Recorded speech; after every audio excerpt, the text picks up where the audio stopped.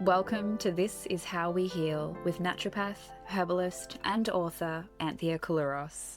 With over 3 decades of clinical experience guiding thousands on their healing journeys, Anthea invites you into honest, heartfelt conversations about what really gets in the way of health and healing and what gently brings us back to ourselves. If you're sick and tired of feeling sick and tired, overwhelmed by wellness noise, or just yearning to feel like yourself again, you're in the right place.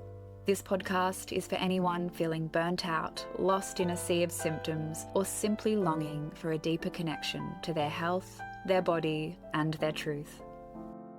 Welcome, I'm Anthea Koulouros, and this is How We Heal, a space where we explore the deeper, often invisible barriers to health and healing. Wherever you are right now, walking, resting, driving, cooking, or simply pausing for a breath in your day, I'm genuinely glad you are here. Today I want to share something I've been writing about in my book, the book that I've been working on, which isn't quite ready yet and still finding its shape, but it's a particular section that's been speaking to me very loud this week. So today I'm bringing it to you, and the subject is digestion. Now, I know the word can sound very clinical and sometimes very unglamorous, but stay with me because what I want to share today goes far beyond bloating and bowel motions. What I want to explore is why your digestive system might be the single most important system in your body when it comes to healing, and why, when it is struggling, everything else struggles with it. So as you know, I've been in practice for quite a long time. Poor digestive health is the most common thread running through almost every patient's story, even when it is not the reason they came to see me. They come in for hormones or fatigue or skin issues or anxiety. And when we look more closely, there it is, the gut quietly at the center of it all. The symptoms are wide-ranging: bloating that worsens as the day goes on, excessive wind, belching, heartburn, reflux, gut pain, cramping, that uncomfortable heaviness after meals, and food reactions or intolerances that seem to multiply until people no longer know what they can safely eat. Others are managing bacterial imbalances, yeast overgrowth, parasites, or lingering gut inflammation that hasn't resolved since a bout of food poisoning, an overseas trip, a long course of antibiotics, or a period of significant stress. Some have sluggish bowels, constipation, straining that feeling of never quite finishing. Others live with urgency, unpredictability, or that exhausting alternation between the two. And then there are symptoms that seem to have nothing to do with the gut at all. The constant immune flares, those skin eruptions, the brain fog, the fatigue that is like a river always seems to lead to the same sea. The gut. And here is what I want you to understand from the beginning of this conversation. When your digestive system is not working well, your healing stalls, not because your body doesn't want to get better, but because it cannot access the materials it needs to do so. You can eat the most nourishing food in the world and still be depleted if your body cannot break it down, absorb it, and deliver it to your cells. Digestion is not simply a mechanical process. It is the act of transformation, turning what is outside you into what is inside you, turning those raw materials into the living chemistry of thought, immunity, energy, and repair. When that process is compromised, everything downstream is compromised too. We live in a time of extraordinary technological advancement, and yet we have never seen so much digestive dysfunction. These have become some of the most common and the most expected symptoms. Some of the ones that I've already mentioned, which is wind up or down and irregular bowel motions. But they are not normal and they are not random. They are definitely common. Modern life is in many ways deeply inhospitable to digestion. This is why we sit all day in cars, at desks, on couches. Our abdominal organs are compressed. Our posture collapses. The movement of food through our intestines slows. Blood flow to the gut diminishes. And even the simple act of sitting upright to eat has become unusual. We eat fast or not at all. We chew minimally, gulp down meals between meetings, scroll our phones while distractedly grazing. We eat standing up, in traffic, while replying to emails. Rarely do we give our nervous system the signal that it is safe to rest and digest, which is the counterbalance to fight and flight. And then there is what we eat. Ultra-processed foods stripped of fiber, fermented compounds that are good for us, and the bitter flavors that naturally stimulate digestion, including those sour ones. Refined carbs, synthetic additives, meals that are rich in calories but devoid of nutrition. We may feel full, but we're not really fed. And we medicate the consequences rather than asking why they are happening. Proton pump inhibitors to suppress the stomach acid we actually need, laxatives to force a bowel movement rather than asking why it isn't happening naturally, and anti-inflammatories that quietly erode the gut lining over time. We basically are silencing the gut's messages, but the call for change remains. And underneath all of this, something deeper than just lifestyle habits are happening. It is a kind of cultural amnesia. We have lost sight of what it feels like to eat with presence, to move with rhythm, and to respond to our internal cues. Digestive illness becomes not a symptom of poor eating, but of disconnection from the land, from our food, and from our internal signals. And disconnection is not our final diagnosis, it is the threshold, the one that invites us back. I want to take you on a brief journey through your digestive system because most people know more about how their phone works than how their gut does, and that gap in understanding is costing people their health. Digestion does not begin when food hits your stomach. It begins with the sight, the smell, the sound, and the thought of food. The anticipation of a meal being prepared ignites a cascade of physiological responses. Saliva is secreted. Just thinking about it makes my mouth release saliva. Enzymes are released. Your senses arrive before your fork does. When we rush this, eating on the run, skipping the chewing, eating in a state of stress, we bypass this entire first phase of digestion. And it matters more than most people realize. As food travels through the esophagus, it enters the stomach, not merely as a holding tank, but a churning muscular chamber that contracts and mixes food with acid and enzymes. Your stomach acid needs to drop to a pH of between 1.5 and 2. That is extraordinarily acidic, and it needs to be. That level of acidity kills microbes, unfolds proteins, and activates your primary protein digestive enzyme. It is also where vitamin B12 absorption begins, and I see a lot of vitamin B12 deficiency in my clinic. Many people fear stomach acid, but without it, digestion falters. Proteins remain inaccessible, problematic bacteria survive, and vital nutrients go unabsorbed. Acid is not your enemy. In fact, it is your vital ally. From the stomach, food becomes what is called chyme or chyme, a semi-liquid blend of nutrients and enzymes, and that enters the small intestine. Here, bile from your liver and the gallbladder meets pancreatic enzymes. Fats are emulsified, carbs and proteins are pulled apart, and the jejunum, the long middle section of the small intestine, is where most absorption takes place, drawing nutrients across tiny finger-like projections called villi, or what I like to call plush carpet, into the bloodstream. Digestion here is an act of extraordinary generosity. It is your body working tirelessly, ceaselessly to give you what you need. What remains then enters the large intestine, home to trillions of microbes, your microbiome.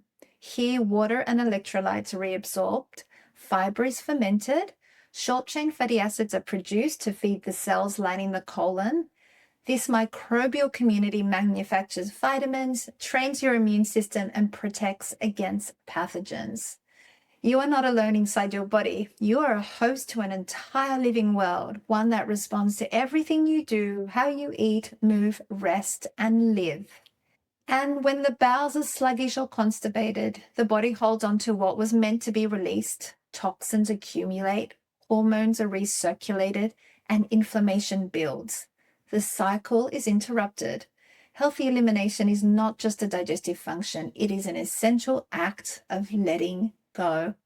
Once we understand how digestion works, we start to see something modern medicine is only now catching up with. The gut does not exist in isolation. It is in constant dialogue with your brain, your nervous system, your hormones, your skin, your lungs, your liver, and your environment. It is embedded with over 500 million neurons. It has its own nervous system, called the enteric nervous system, often called the second brain. It is connected to the brainstem via the vagus nerve, a vast bi-directional highway of information. And over 70% of your immune cells reside in the gut. This forms what we call the gut-brain immune axis, and it governs far more than digestion. There is also the gut hormone axis, because estrogen in particular is metabolized and excreted through the gut. When the gut is inflamed or stagnant, hormones can be recirculated back into the bloodstream rather than eliminated, leading to very common symptoms like PMS, bloating, mood swings, and skin flares. There is the gut-skin axis. Both the gut and the skin are barrier organs, and they share inflammatory pathways. Healing the gut very often quiets the skin. I see this clinically again and again and again. There is the gut-lung axis, linking mucosal immunity in the digestive tract to that of the respiratory system, which becomes relevant in asthma, allergies, and post-viral fatigue. And there is the gut-liver axis, a direction communication loop where nutrients, hormones, and microbial metabolites travel from the intestines to the liver. When this pathway is overloaded, the liver's capacity to detoxify and regulate hormones becomes impaired. The gut is not one system among many, it is the axis around which so much else turns. So when a doctor tells you that your gut symptoms might be caused by stress, it can feel dismissive, especially when you're doing all the right things and still suffering. But here is what often goes unexplained. Stress affects everything, so your doctor is right. It governs how we breathe, how we chew, how we sleep, how we respond to pain, how we choose food, how we absorb it, and how we eliminate it. When we are stressed, even subtly, even chronically, the body shifts into vigilance. The sympathetic nervous system takes charge, and blood is directed away from the gut towards the muscles and brain. Stomach acid decreases, bile decreases, digestive enzymes are suppressed, and motility slows or becomes chaotic. The gut knows, it feels the disruption and signals the brain through the vagus nerve that something is not quite right. This is why healing your gut is never only about taking probiotics or eating more fiber. It is about how you live, how you breathe, how you rest, how you relate to time and rhythm, and how you receive what you are being fed, not just nutritionally, but emotionally and energetically.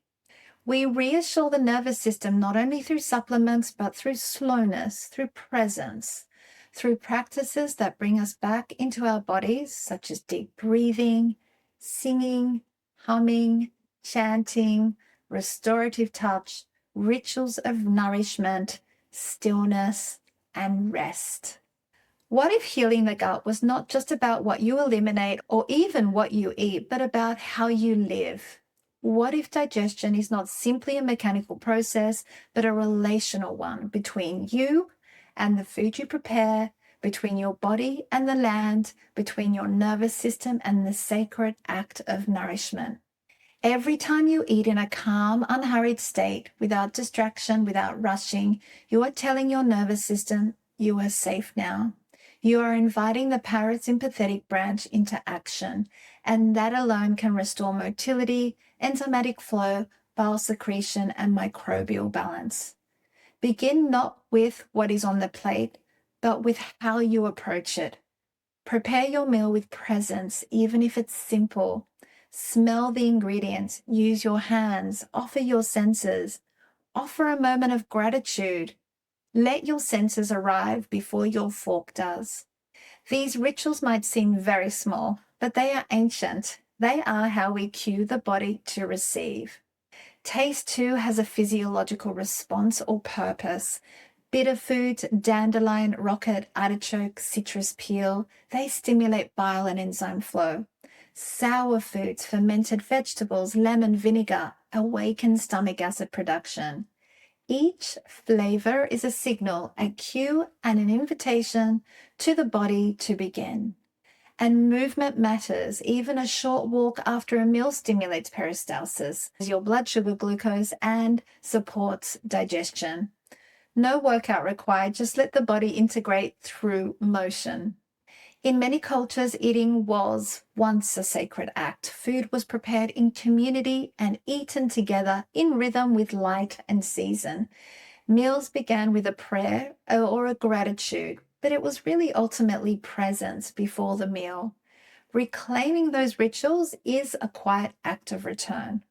We are not meant to digest in stress and eating distraction or medicate away the symptoms of disconnection. We are meant to eat slowly, chew thoroughly, feel nourished, and be nourished in return. To reimagine digestion is to reimagine how we relate to food, to time, to rhythm, to the body, and it is not a quick fix. Think of it as a return. Thank you for being here for this one.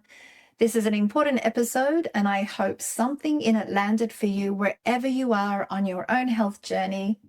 If this is something you'd like to hear more about, please reach out at apothecarbyanthea.com or find me across all social media under Anthea Cluris. Your messages genuinely mean something to me. And if this episode felt relevant to someone you love, please share it. And if you haven't already, a review or a follow helps people find their way here too. And so until next time, please take good care of yourself, and I'll see you in the next episode of This Is How We Heal. If this episode spoke to you, your healing journey doesn't have to end here.